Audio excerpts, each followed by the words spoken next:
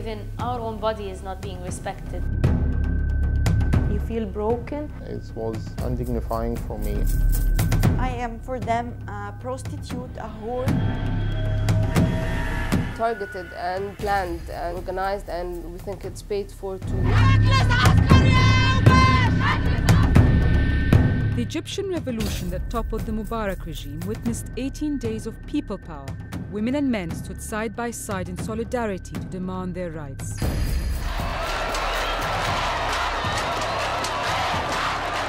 But the beginning of the end of the Tahrir spirit began when the Supreme Council of Armed Forces, SCAF, took over power and forged an informal alliance with the Muslim Brotherhood. A pattern of assault, including gender and sexual-based violence against citizens who dared to protest, emerged. On the 9th of March 2011, Samira Ibrahim and other women activists were subjected to virginity tests by SCAF because they dared to go out to speak for women's rights.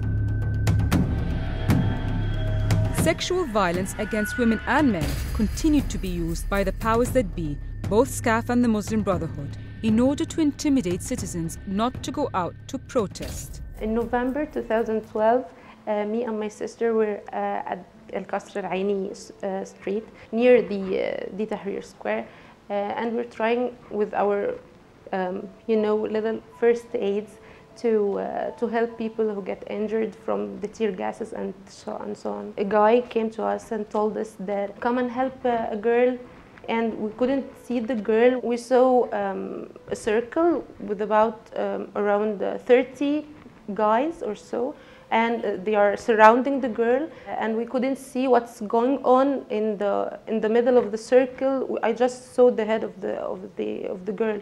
She was like fainting or so. I didn't know what she was facing actually. And then we tried to get in the circle, and once we got in the circle, we felt like touched, and we were being harassed, and we tried to get out of the circle. At the same day, we heard about so many harassment incidents. It's not just a sexual harassment, it's a political harassment. We think that the system is using, whether the Ministry of Interior or the Muslim Brotherhoods in power now are using this kind of violence, sexual violence specifically, because it's the most extreme kind of violence. In November 2011, we were demonstrating against the army and the Supreme Council of Military Forces. The fight was about 5 days. They shoot us with rubber bullets and tear gas, and many of us have been injured. After 5 days, we found that there was Islamists. They came out of nowhere and tried to push us from going through Muhammad Mahmoud again. We started a march from the square trying to go to Muhammad Mahmoud. When we reached the human walls the Islamists made, we heard many voices calling for help and saying that something wrong and there's many harassment. We came back, we couldn't go through Muhammad Mahmoud. There wasn't any harassment in the square, only in Muhammad Mahmoud. The street, there was Islamists trying to prevent anyone from going there. When we came back and gathered in Tahrir Square, many of us talked about being harassed, men and women, and it's very difficult for men to talk about this. We think that all of these cases, whether they've been attacking women or men, are targeted and planned and organized, and we think it's paid for too, to prevent people from participating from having any political participation, from participating in the demonstrations or the protests, and to exclude them from the public sphere. I was in a kiosk where all the men were held behind me. Afterwards, I saw them being cuffed, and many of them were on their underwears. They were not wearing anything, like their clothes were taken from them. Making them sit on their underwears, of course, was meant to humiliate them. I think they were trying to make me scared not to participate in those kind of protests again. On the 17th of December, a young woman, veiled from head to toe, was dragged across the street, stripped of her clothes and beaten. A woman named Azza, who tried to save her, was subjected to sexual and physical violence that put her life at risk. Last year, when the girl who's stripped out of her clothes and who is well known by the blue bra girl, when videos of what happened to her came out, the system, at that time the army, thought that this will intimidate the women. This will make us stay at home. This will make the parents and the brothers and the husbands and all the men in the hierarchy insist that we stay at home because it's obviously too dangerous for women. What happened later is the gender marches and the marches that included women and the marches organized by women were 10 times what was happening before. Women were conveying a message: we will not be silenced, we will not be intimidated, and we will not be scared.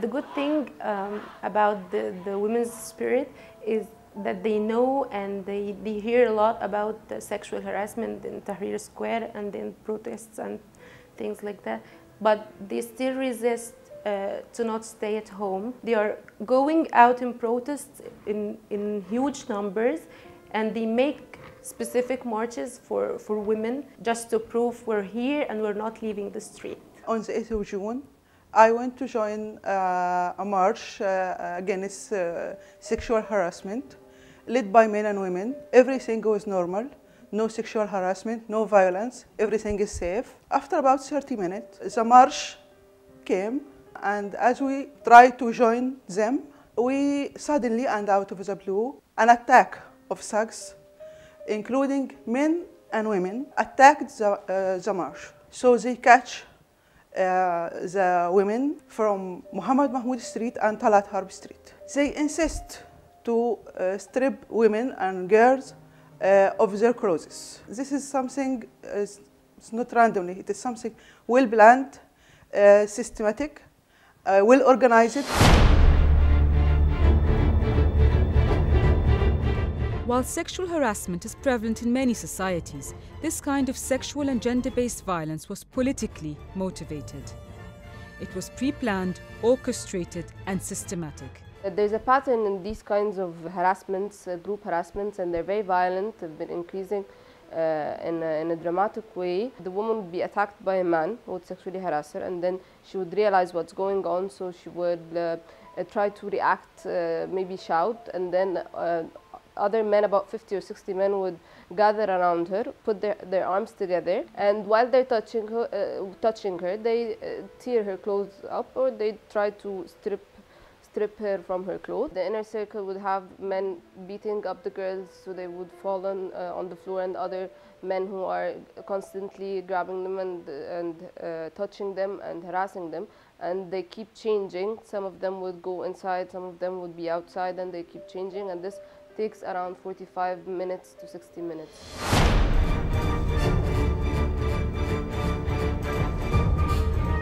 In November 2012, President Mohamed Morsi made a declaration that polarized the country. On the one hand, pro-Islamist citizens defended the president's declaration. On the other hand, some Egyptian citizens asked the president to repeal his declaration on account of its concentration of legislative, judiciary, and executive powers in his hands. On the 5th of December, I was leaving the office, and we knew that a Muslim Brotherhood supporter have attacked the people protesting in front of Ittihadiyya Palace. With some of my friends, I decided to pass by while I'm going home and see what's happening. I take a few steps to stand with them and sing those songs, and we were chanting for liberty and freedom. All of a sudden,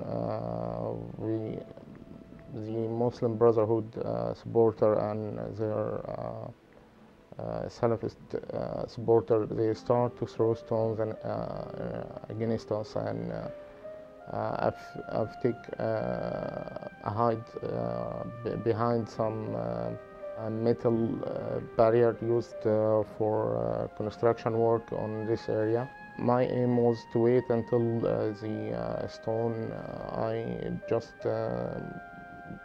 take a look and suddenly seeing the Muslim Brotherhood supporter surrounding me from all directions. They start to beat me, drag me on the street for about 200 or 300 meters. They were beating me with their hands, stone in their hands, some wooden sticks. And I was losing conscious and wake up for a few seconds, and they were hitting me and beating me. During this time, they were pulling me from my clothes. They stripped all the clothes from my upper body, and I've remained naked for the rest of the time until I've been turned on to the police. The Muslim Brotherhood officials start to interrogate us, threaten us. You have to admit that Hamdeen and Brady gave you money to come here and make riot. Of course, this didn't happen. I was just an Egyptian passing by and just want to see what's happening. I felt humiliated, of course. I've been stripped of my clothes. They call me bad names. They frame me as a thug. For my case, I didn't been hit because I'm a Christian. They start to hit me before know even my name or even hear a word from me. Being exposed to all this violence, all this beating and stripping from my clothes was undignifying for me.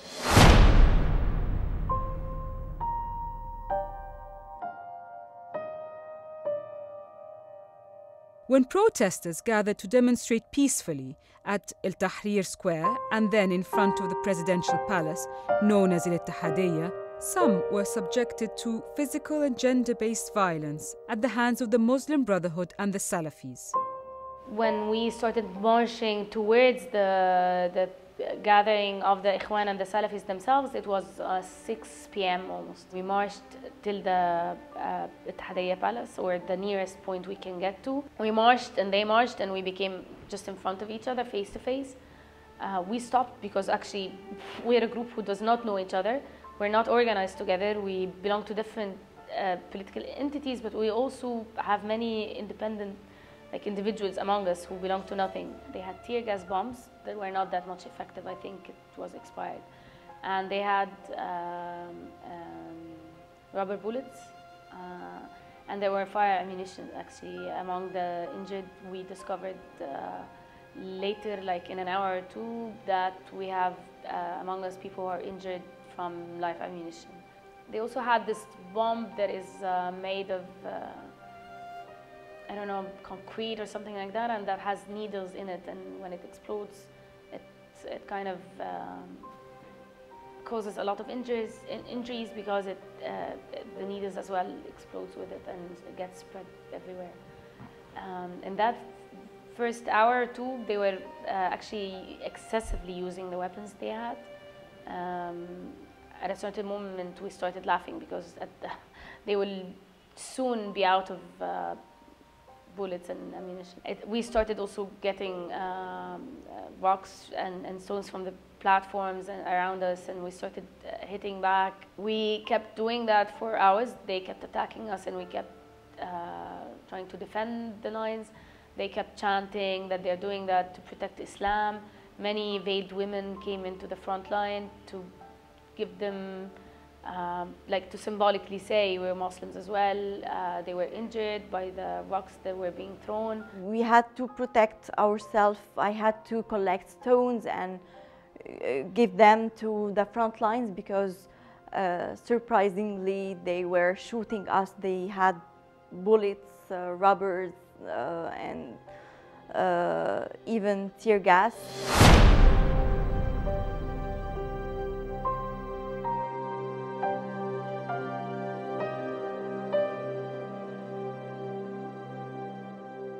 I went in to the front line and out more than once. I went in with my colleague and comrade Rami Sabri, who's a member in the same party I belong to.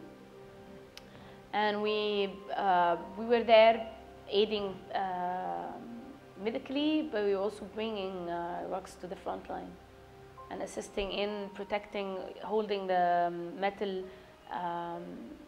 boards that were being held to protect and secure the ones behind us who are kind of throwing towards the line where the Ikhwan and the Salafis are. I asked him to leave. I was actually more concerned that he, as a Christian, would be more vulnerable than I am if he gets caught by the Salafis and the Ikhwan. It took them a minute, and then they were like, we had 40 people around me and 40 around him.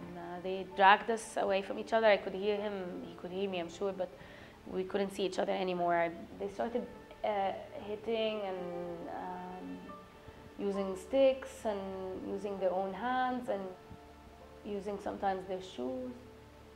I was wearing a helmet and a waterproof jacket for the Nicogel we use, the liquid we use, and I was covering my half of my face because of the tear gas bombs.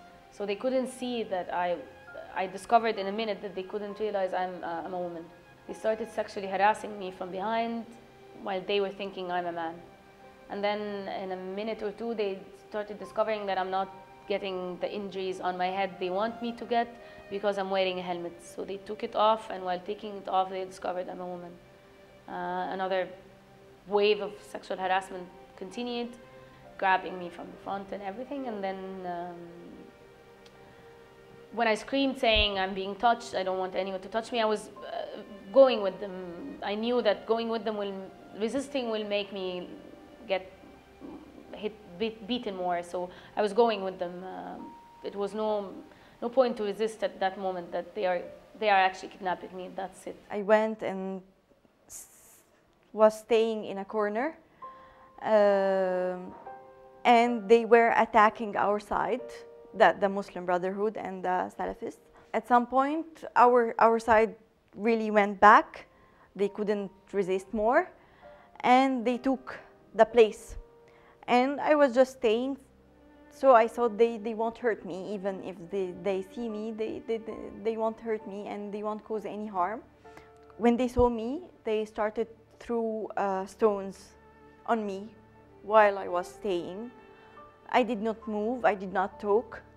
One of them saw that I am a girl, so he said, it's a girl, don't throw anymore. So the guy who was throwing, he came by my side and he grabbed me from my hair and he delivered me to them. A huge angry crowd. They were insulting me, beating me, and they took me. I was locked in a gas station to protect me. And they were putting me in there to protect me from the angry crowd outside. And they started, after beating me and harassing me in this crowd, sexual harassment. When they were sexually harassing me, it was not one by one, for example, and it was not something personal, but it was in a huge crowd. Some of them were just fingering my ass while marching to the gas station. The ones inside were mostly Ikhwan, as they have introduced themselves. Mostly Ikhwan and people who are organized within the Ikhwan, and very few Salafis inside the custody. The ones inside kept coming to interrogate me, and each one of them was always introducing himself, saying where he is from, to which section in the Ikhwan does he belong, and what is exactly his name. I think they shared such information because they do believe arrogantly that nothing would happen to them, that they will not be held accountable, that they don't care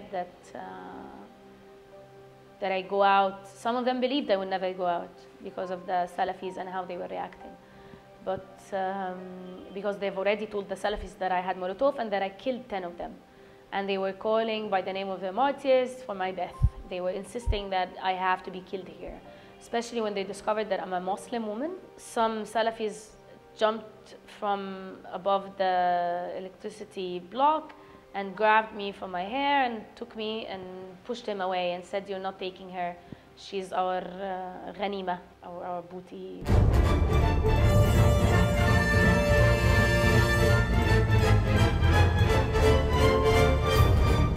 I am for them a prostitute, a whore in the street, coming from the thugs' side. So why not to break her?